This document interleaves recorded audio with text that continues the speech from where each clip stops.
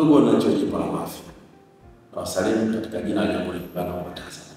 Napenda kuchukua nafasi hii kuwakumbusha kuwa siku ya Jumatano tarehe 29 mwezi wa 10 2025 siku ya uchaguzi wa taifa, ambapo tutawachagua Mheshimiwa Rais, wabunge na madiwani. Vituo vitakavyotumika kwenye uchaguzi huu ni vile vituo vilivyotumika katika kujiandikishia, ambapo vituo hivyo vitafunguliwa saa 1 kamili asubuhi na vitafungwa saa 10 kamili jioni.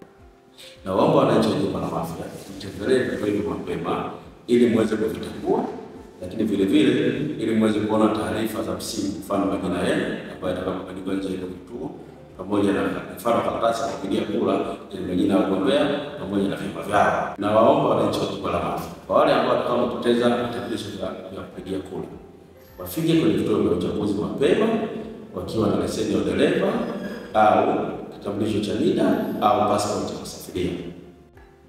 Ndugu zangu wana Mafia, na wasihi sana tujitokeze kwa wingi siku ya kupiga kura, tukiwa na kadi zetu mkononi. Kura yako haki yako, jitokeze.